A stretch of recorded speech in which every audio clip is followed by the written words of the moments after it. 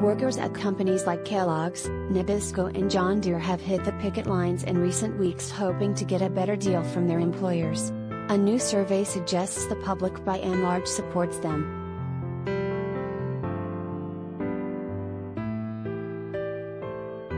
The AFL-CIO Labor Federation commissioned the progressive pollster Data for Progress to take the public's temperature on the strikes that have made headlines this summer and fall.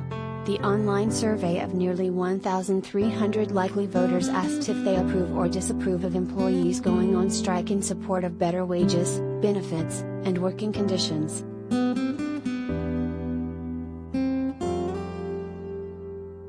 "74% of respondents either strongly approved or somewhat approved of the strikes, while just 20% strongly disapproved or somewhat disapproved of them. 6% did not have an opinion. See the full results.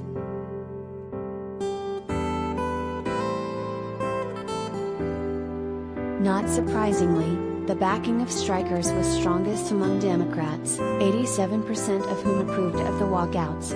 But support was still robust among independents and even Republicans, with 72% and 60% approval, respectively.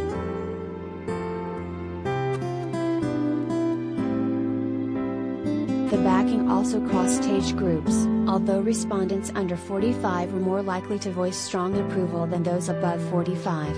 Respondents who identified as Black overwhelmingly said they supported the strikes, with 85% approval, compared to 72% of respondents who identified as white.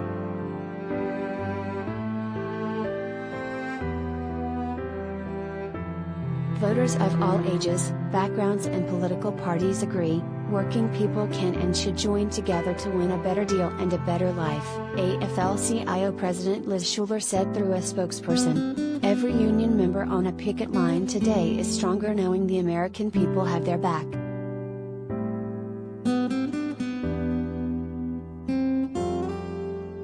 Ethan Winter, senior analyst at Data for Progress, said the survey results on strikes seem to dovetail with Gallup's polling on union favorability, which this year hit its highest level since 1965. As people warm to unions and collective bargaining, it is no surprise they support striking workers, he said.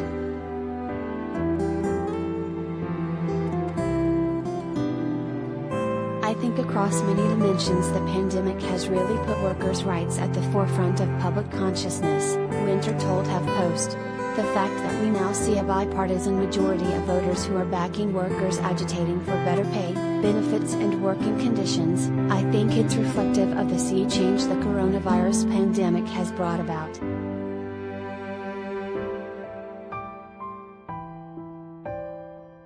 The recent strikes and strike threats have given rise to the hashtag #StrikeEtober, as a growing number of workers, buoyed by a tighter than expected labor market, use their leverage to try to improve wages, benefits and safety. Although each strike has its own particular reasons, many of them share common themes, like workers' demand for more family time, or the company's desire to institute two-tier work systems, giving new hires lesser pay and benefits.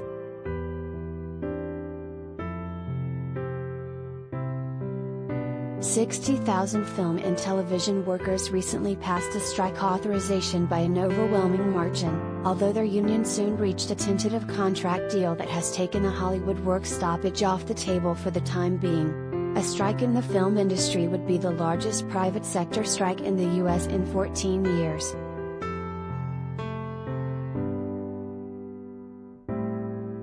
Meanwhile, more than 30,000 healthcare workers at Kaiser Permanente have authorized strikes largely over the employer's proposal for a two-tier system. Approving a strike authorization does not necessarily mean workers will walk out, but it gives union leadership the leeway to declare a strike if they see fit.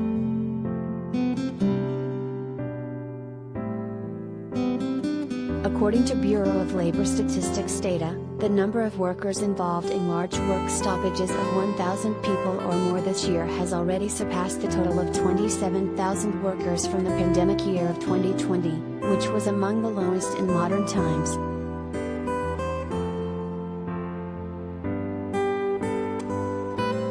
But the number of striking workers is still small by historical standards. Following World War II, somewhere between 1 million and 2 million workers went on strike in a typical year. That was at a time when roughly a third of the U.S. workforce belonged to unions, compared with about 11% now.